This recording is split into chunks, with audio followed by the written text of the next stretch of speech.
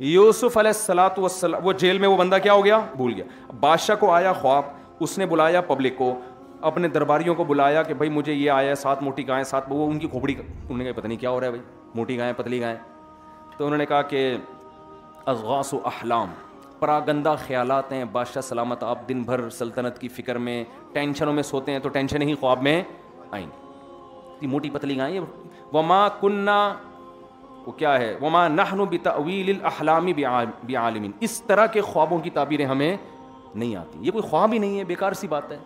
کوئی خواب آیا ہوتا تو ہم ضرور بتاتے. اب یہ نہیں کہہ رہے کہ بھائی ہمیں نہیں پتا, ہم نہیں بتا سکتے, لیکن یہ لفظ زبان سے نکالنا انسان کے لیے بڑا مشکل ہے کہ مجھے معلوم نہیں ہے. یہ انسان اپنی کم علمی کا اعتراف وہاں کرتا ہے جہاں اس کا دنیا کا نقصان ہو رہا ہو. ڈاکٹر کے سامنے مان لے گا کہ مجھے نہیں پتا, کیونکہ پتا وہاں فنٹر بنے تو بیڑا غرق ہو جائے گا. جہاں دنیا کا معاملہ آ رہا ہو نا وہاں تو آدمی, ورنہ جہاں نہ ہو تو وہاں کوئی بھی نہیں مانتا کہ مجھے نہیں پتا, بھائی سب کچھ مجھے ہی پتا ہے بس. تو وہاں جو ہے نا وہ اس کو ایک دم یاد آیا کہ ابے مجھے بھی تو خواب کی تعبیر یوسف نے بتائی تھی اور بالکل صحیح نکلی تھی, تو انہی کے پاس جا کے پوچھنا چاہیے. فوراً پہنچا, بھاگتا ہوا آیا اور کہہ رہے یوسف ایھا الصدیق, اے میرے دوست. اب دیکھو اپنا مفاد ہے تو اب القابات لگا لگا کے یوسف علیہ السلام سے تعبیریں پوچھی جا رہی ہیں. یہاں سے یوسف علیہ السلام کی رہائی کا سلسلہ شروع ہو. بالآخر یوسف علیہ السلام بادشاہ کے دربار میں پہنچے. بادشاہ کو بڑا اچھا لگا, یار زبردست تعبیر, اور یہ اچھی, اس کو لگا کہ یہ سچی تعبیر بتا رہے ہیں, اور بات چیت ہوئی. بادشاہ بڑا آپ کی ذہانت سے متاثر ہوا. اب بادشاہ سلامت آ گئے فارم میں. بادشاہ سلامت کس میں آ گئے؟ فارم میں آ گئے. آپ کو پتہ ہے بادشاہ جب فارم میں آ جائے نا پھر چھوٹی موٹی عطائیں بولو نا بھائی نہیں.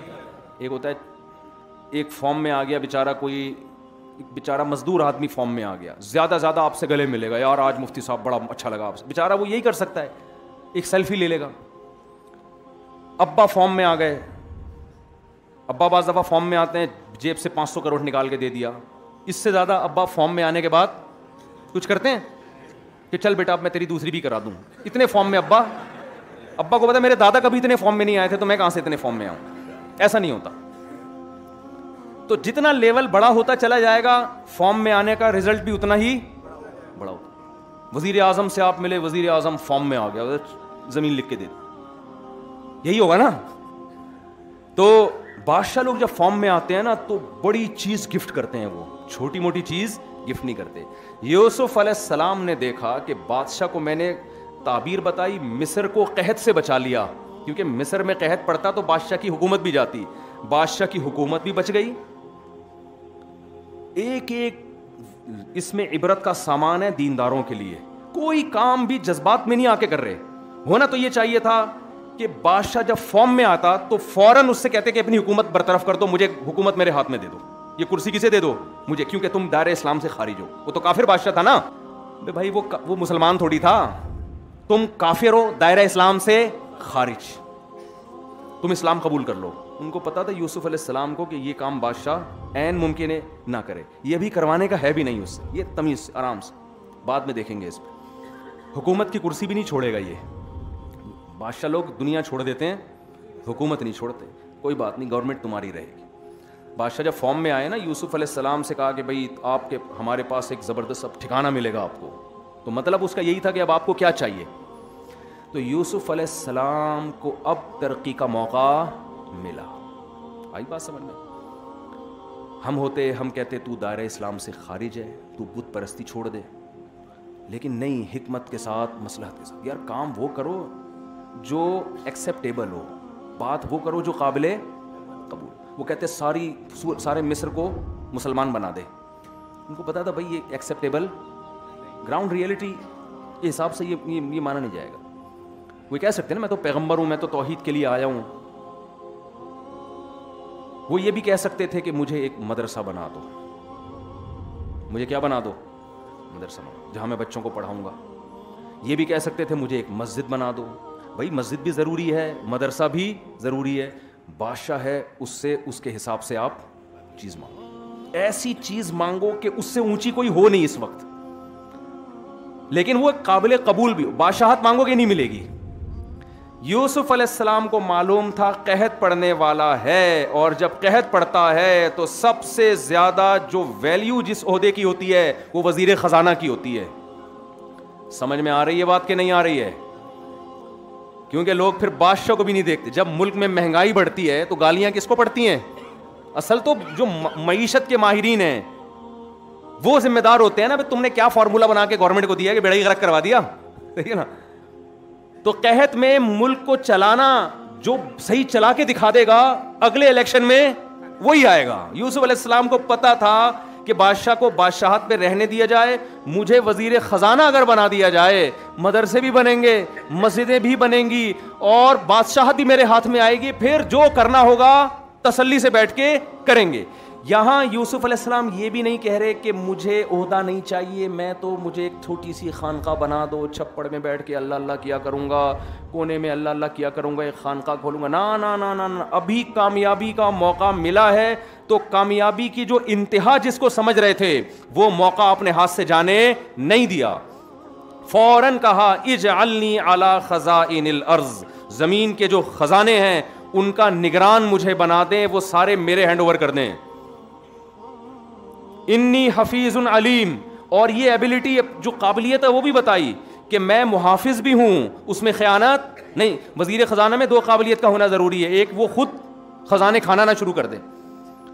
اکثر ہمارے ملک میں ایسا ہوتا ہے کہ خزانے کی سب سے زیادہ حفاظت وزیر خزانہ سے کرنی پڑتی ہے. کیا خیال ہے؟ نہیں آئی بات؟ بہت گہری بات کہی ہے بھائی. سب سے زیادہ حفاظت کس سے کرنی پڑتی ہے؟ وزیر خزانہ سے. کہ بھائی عوام سے خطرہ نہیں ہے, خطرہ کس سے ہے؟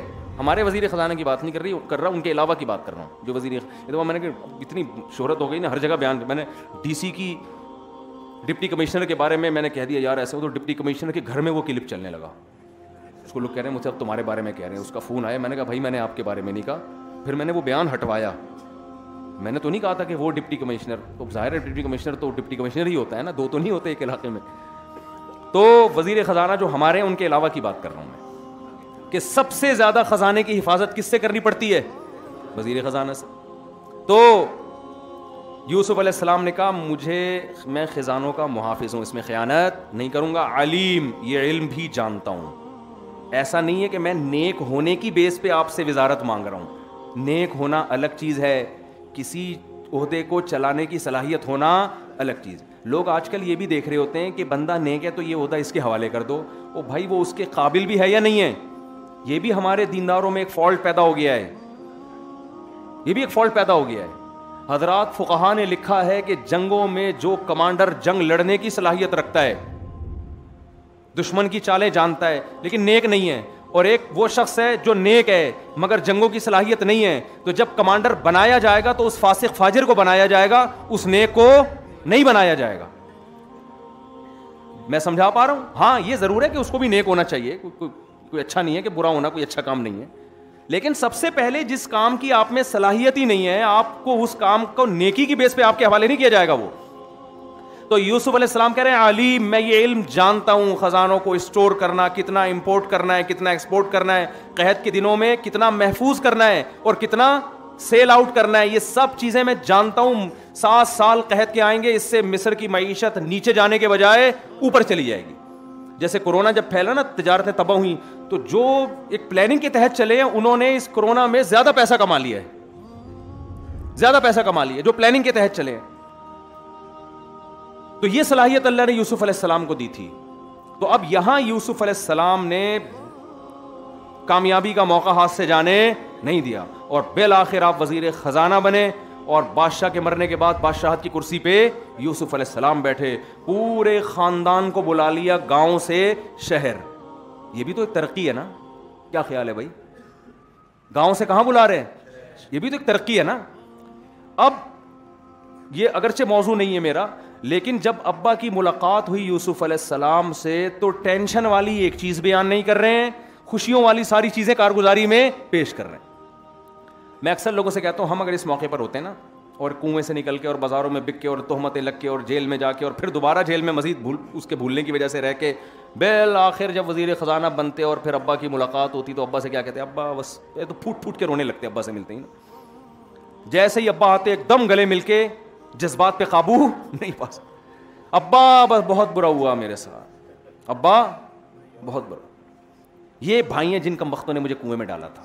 سب سے پہلے ان کی چترول لگاؤ، اور پھر کنویں سے چلو نکل کے کہیں اچھی جگہ جاتا، بکاؤں غلاموں کی طرح، پھر تہمتیں لگی ہیں، پھر جیلوں میں گیا ہوں، اتنے سال جیل میں گزارے، خوابوں کی تعبیر بتا رہا ہوں، پھر بھی فائدہ نہیں ہوا.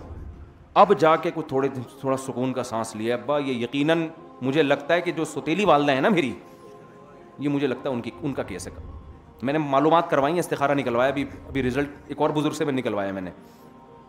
نا نا نا نا نا جیسے ہی بھائیوں نے سجدہ کیا نا، جب یوسف علیہ السلام کے سامنے، جب تخت پہ یوسف بیٹھے ہوئے ہیں، بھائیوں نے سجدہ کیا، فوراً ابا سے کہا ھذا تأویل رؤیایا من قبل قد جعلھا ربی حقا. اب نعمتیں بیان کرنا شروع.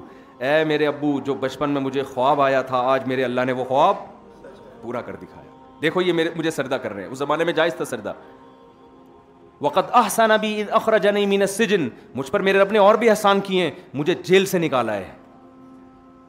من بعد ان نزغ الشیطان بینی و بین اخوتی، شیطان نے میرے بھائیوں کے دل میں حسد ڈال کے مجھے کنویں میں پھینکوا دیا تھا، لیکن شیطان کے اس گندے عمل کے باوجود اللہ نے مجھے کامیابی دی.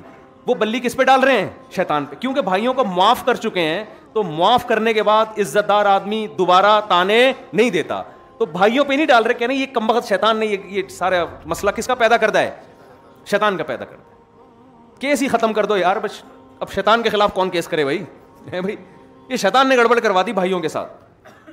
اور وجاء بکم من البدوی، اے میرے ابا، آپ پر اللہ نے احسان کیا، میرے پورے خاندان پر. گاؤں کی زندگی سے کہاں لے آیا؟ شہر. کہاں لے آیا؟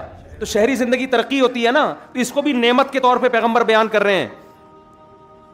پھر آگے کہتے ہیں ان ربی لطیف لما یشاء، واقعی میرا رب بڑا باریک بین ہے. باریک بین کا مطلب ناکامی کے نقشے ہوتے ہیں، لیکن اس میں اصل میں وہ کامیاب بنانے کے لیے کر رہا ہوتا ہے. ایسی لطافت، ایسی خفیہ تدبیریں کرتا ہے میرا رب جس کے لیے چاہتا ہے. تو میرے لیے اس نے چاہا تھا کہ ایسی باریک تدبیریں کر کے مجھے کامیابی تک پہنچائے. ایک ایک چیز کو کامیابی سے تعبیر کر رہے ہیں. ایک ایک چیز، جیل سے نکلنا کامیابی، بادشاہت کی کرسی پہ بیٹھنا کامیابی، گاؤں کی زندگی سے شہر کی ترقی یافتہ زندگی کی طرف جانا کامیابی. تو اس سے پتہ چلتا ہے یہ سب اللہ کی نعمتیں ہیں. اور ہمارے ہاں جو رہبانیت پیدا ہو گئی ہے، ہر چیز سے پیچھے ہٹنا کیا سمجھا جاتا ہے؟ دینداری. آپ یونیورسٹی میں جاؤ، جو طالب علم دیندار ہوگا اکثر پڑھائی میں وہ پیچھے ہوگا. میں 100% کی بات نہیں کر رہا، جو یہاں بیٹھے ہوئے ان کے علاوہ کی بات کر رہا ہوں. وہ پڑھائی میں کیا ہوگا؟ کیونکہ بہت نیک ہے. ہمارے ہاں طلبہ میں، دینی مدرسوں میں جو صوفی قسم کے طلبہ تھے نا، سب کی بات نہیں، ان میں بہت سے پڑھائی میں کیا تھے؟ پیچھے. وہ صوفی ہیں، وہ کس میں؟ وہ پڑھتے ہی نہیں ہیں. وہ کہتے کیا کرنا پڑھ لکھ کے. تو مسئلہ یہ ہے کہ بھائی آپ کو اگر مذہب پہ چلنا ہے تو یہ دیکھو کہ میرے اختیار میں کامیابی کے لیے کیا ہے اور میرے اختیارات کہاں ختم ہوتے ہیں. جو اللہ کا کام ہے اس میں آپ نے ہاتھ نہیں ڈالنا، اور جو آپ کی ذمہ داری ہے وہ آپ نے پوری کرنی ہے. یہ ہمارے مذہب کا حصہ ہے یہ. اور یہ خوب سمجھ لو کہ جو آدمی سست ہوتا ہے، کاہل ہوتا ہے، وہ نہ دین کا ہے اور نہ دنیا کا ہے. پڑے ہوئے ہیں گھروں کے اندر، نہ سونے کا ٹائم، نہ اٹھنے کا ٹائم، نہ کھانے کا پتہ. کھانا سامنے آ گیا تو ایسے لگتا ہے دسترخوان بھی کھا جائے گا. یہ سب چیزیں ہمیں اپنے اندر تبدیلی پیدا کرنے کی ضرورت. یہ گورے کرنے ان چیزوں پر عمل.